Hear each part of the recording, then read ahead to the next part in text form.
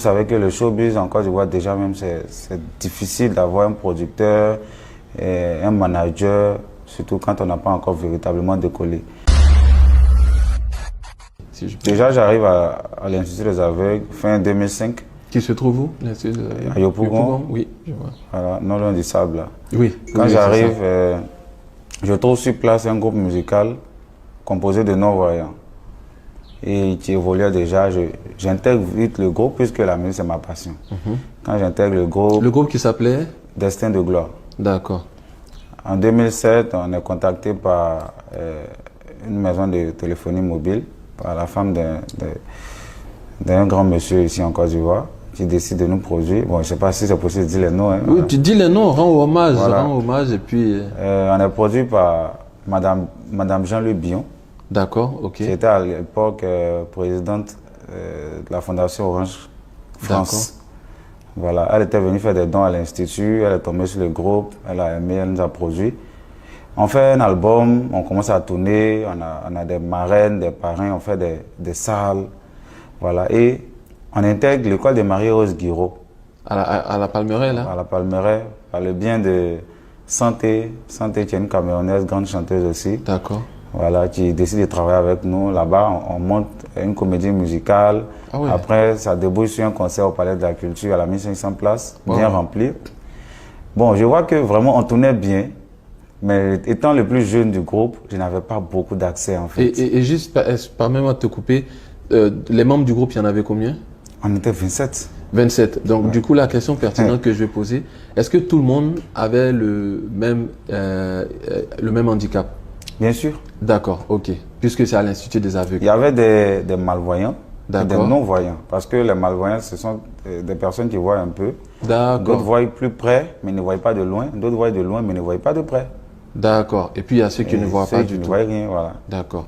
Ok. Donc, en 2009, le groupe commence à se disloquer. À disloquer, à se disloquer. Parce que quand on arrive, il y a d'autres qui étaient déjà avancés dans les études. Parce que pendant qu'on chantait, on faisait les études. D'accord. Donc, d'autres commencent à aller travailler, d'autres prennent la vie d'un autre côté. Et c'est là mon directeur m'appelle, me dit, je sens que tu as quelque chose en toi, n'abandonne pas la musique. Ok. Donc, quand ça commence... Et ce directeur, on peut lui rendre hommage? Oui, M. Pokou, en Soumana, c'est le directeur de l'Institut. D'accord. Jusqu'aujourd'hui ou... Oui, jusqu'aujourd'hui. C'est un monsieur qui vraiment a un grand cœur. En tout cas, c'est un père. Il a beaucoup fait pour Maxime Melo. Donc, vraiment, c'est son conseil qui m'a encouragé et j'ai continué. Donc, quand il y avait les cérémonies à l'Institut, c'est lui qui m'imposait. J'ai joué devant les ministres qui venaient rendre visite.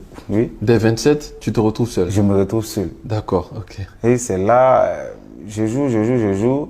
En 2010, voilà, au lycée moderne de Yopougon Ndokwa, le lycée qui m'a vu faire le collège, c'est là-bas que je fais la rencontre de mon proviseur, qui elle aussi me donne son approbation, son encouragement. Et puis bon, du coup, elle me faisait jouer devant les élèves quand il y avait les kermesses, devant des milliers d'élèves, où j'étais toujours en train de lever la foule. Ça m'a donné confiance en moi. Et puis bon, j'ai vu que tout seul, je pouvais faire mon chemin. Voilà. C'est là que j'ai décidé de créer vraiment ma carrière solo. Waouh, d'accord. Et aujourd'hui, tu as des nouvelles des autres? Oui, l'année dernière, bon, on avait organisé une sortie, des retrouvailles, on s'est bien amusé. Aujourd'hui, ils sont fiers de moi. Ils tous m'encouragent. Quand ils me voient à la télé, ils sont contents. Quand ils entendent parler de moi sur les médias, ils sont contents. Et aucun des 27 n'a continué dans la musique? Aucun. Aucun, d'accord. Waouh. Et la question que je me pose, quels sont les challenges en tant que... Alors, tu as parlé de variété. Moi, j'ai dit Zouglou, artiste Zouglou. Alors, je ne sais pas si je l'ai dit à l'intro ou pas. Donc, finalement, c'est la variété. Ouais. Ok, sachant que le Zouglou chanté d'une manière peut être également peut-être assimilé à une certaine sorte de variété. D'accord. Quelles sont les difficultés qu'on peut rencontrer lorsqu'on est malvoyant dans le show business? S'il y en a pas, on passe. Il y en a assez. Le traitement déjà n'est pas égal. Ah bon? Ouais, le traitement n'est pas égal dans la mesure où déjà quand on a un handicap, les gens ont les gens n'ont pas la confiance qu'ils peuvent avoir en des personnes valides. C'est-à-dire, même quand on doit utiliser quelque part, on se pose beaucoup de questions. Est-ce qu'il pourra? Est-ce qu'avec lui, ça ne sera pas compliqué? Donc, il y a ce blocage-là qui fait qu'on n'est pas traité de façon égale. Vous savez que le showbiz, encore, je vois déjà même, c'est difficile d'avoir un producteur, un manager, surtout quand on n'a pas encore véritablement décollé. À plus forte raison, un non-voyant. Quand le producteur doit te prendre, il se pose beaucoup de questions. Est-ce que lui, là, s'il le prend, est-ce qu'il peut faire mon affaire? Est-ce que ça ne sera pas un investissement cadeau? En fait, on ne regarde pas ton talent, mais on regarde plutôt ton handicap. Ça veut dire que l'handicap déteint sur ce que tu as comme capacité, en fait. Je vois. Et c'est ça le plus vrai problème qu'on rencontre. D'accord. Mais quand tu dis, est-ce qu'il va faire mon affaire? Est-ce que c'est dans le sens le talent ou est-ce que c'est pour d'autres choses, d'autres raisons? Bon, ça dépend de celui qui vient produire. Hein. D'accord. Voilà, si le gars n'a pas autre idée derrière la tête, on peut parler du talent. C'est au niveau du talent. Est-ce qu'il est productif? Est-ce que son déplacement ne sera pas compliqué? Est-ce que les gens ne vont pas dire qu'il bouffe son argent? Bon, il y a des gens qui arrivent à se poser ces questions. Hein. D'accord. Voilà, tout ça. Donc, quand ils disent est-ce qu'il va faire mon affaire, on n'est vraiment pas dans comment dire, dans l'enjeu du talent. Le talent y est, mais c'est tout ce qu'il y a autour. Ouais. D'accord. Parce que sur un plateau, je ne sais plus lequel, et même si je savais, je ne le dirais pas. Il y a quelqu'un qui a posé la question de savoir, est-ce que tu sais combien tu gagnes? Par exemple, lorsque tu vas prester, il y a encore toujours on va dire ce challenge de savoir quand un artiste vient de prester, est-ce que tous les travaillements ont été déclarés? Est-ce que tous les travaillements sont rentrés dans l'ordre? Toi, Max Melo, aujourd'hui, en tant que non-voyant sur une scène, quand tu finis ta scène, est-ce que tu sais combien tu gagnes?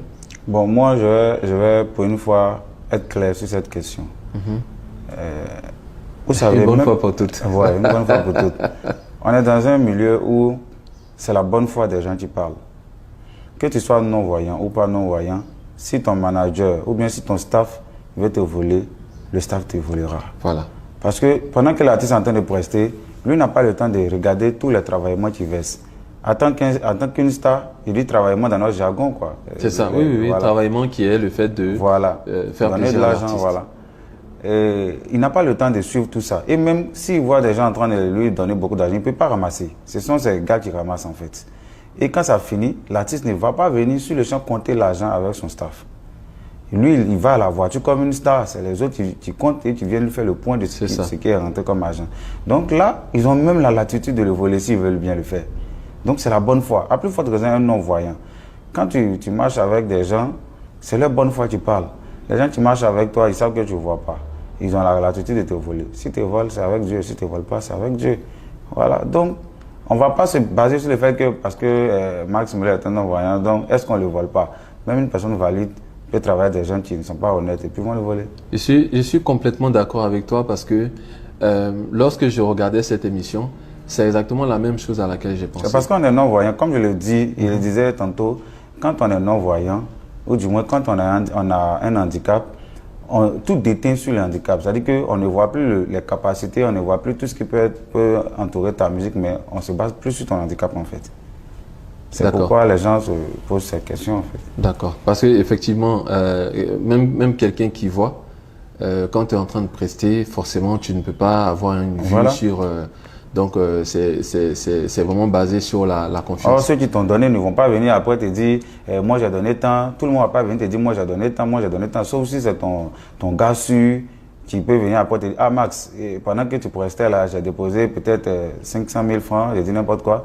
Est-ce qu'on t'a remis?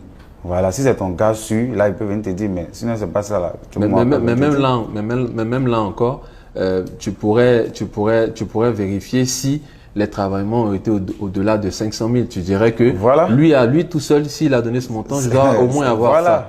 Parce que même si une personne déclare, si tout le monde ne vient pas déclarer, tu ne peux pas savoir. Donc moi, je pense que tu as totalement raison et c'est ce à quoi j'ai pensé quand j'ai vu l'émission, c'est que tout revient à la confiance. La bonne foi. Voilà. Et puis, le boss n'y est pas. J'aimerais bien dire une petite parole. Oui, vas-y. Qui va amener les gens à analyser beaucoup de choses. Aujourd'hui, quand un non-voyant est en train de marcher, si son pied tape un caillou, on dira que c'est parce qu'il ne voit pas qu'il a cogné.